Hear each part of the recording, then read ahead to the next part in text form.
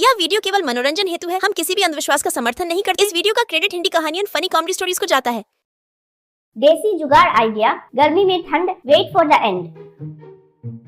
बीबी नगर के गांव में एक आइस फैक्ट्री था। उसका मालिक का नाम था भूषण। आदमी बहुत अच्छा था और भगवान के ऊपर विश्वास ज्यादा था। घर में पूजा करने के साथ साथ कभी कभी फैक्ट्री में भी पंडित से यज्ञ करवाता रहता था। भूषण उसके पास काम करने वालों को बहुत अच्छे से देखभाल करता था। उधर तैयार हुए आइस के ब्लॉक्स को बगल गांव में आपूर्ति करते थे।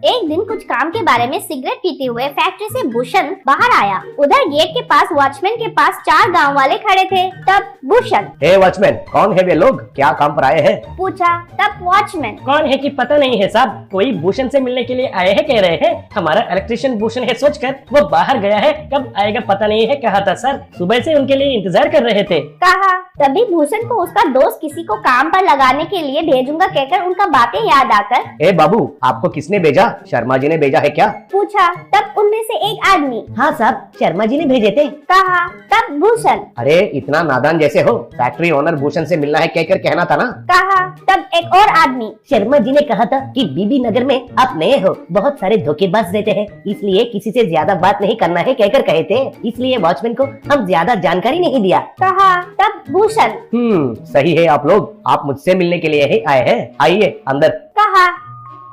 फिर फैक्ट्री में आकर, देखिए आपके बारे में शर्मा जी ने सब कुछ कहा था। अब से आपका काम उधर देखिए, उन आइस ब्लॉक्स को उठाना है। आपके लिए घर नहीं है, इसलिए अब से इधर ही रहिए, ध्यान से काम कीजिए, महीना होते ही पगार लीजिए, कहा। तब वे सब उनको विनम्रता से प्रणाम किए।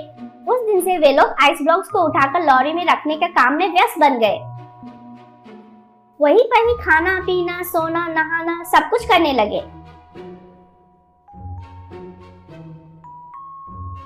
एक दिन आइस ब्लॉक्स को गिन रहा भूषण मैनेजर से, क्यों मैनेजर, हर रोज एक आइस ब्लॉक कम होता जा रहा है, क्यों ऐसा हो रहा है? पूछा। तब मैनेजर, वही मुझे समझ में नहीं आ रहा है सर, हर रोज एक आइस ब्लॉक को कोई चोरी कर रहा है लग रहा है, कहा। तब भूषण ने तुरंत पंडित को फोन करके सब कुछ कहकर, पंडित जी इधर ऐसा क्यों हो रहा है, इधर तो कोई चोर तो नहीं है, अब क्या करना है बताइए? पूछा। तब पंडित, मालिक फैक्ट्री के वास्तु के हिसाब से थोड़ा दोष है, शायद ये भूत का काम हो सकता है। उधर अखंड भूत प्रेत का यज्ञ करना है, करेंगे क्या? पूछा। तब भूषण, करेंगे क्या क्यों पूछ रहे हो पंडित जी, कितना भी खर्चा होने से भी करना ही तो है, तुरंत आप आकर वो याग कीजिए, कहा। ऐसे उधर वो यज्ञ हुआ। खाने का भी इंतजाम किए थे।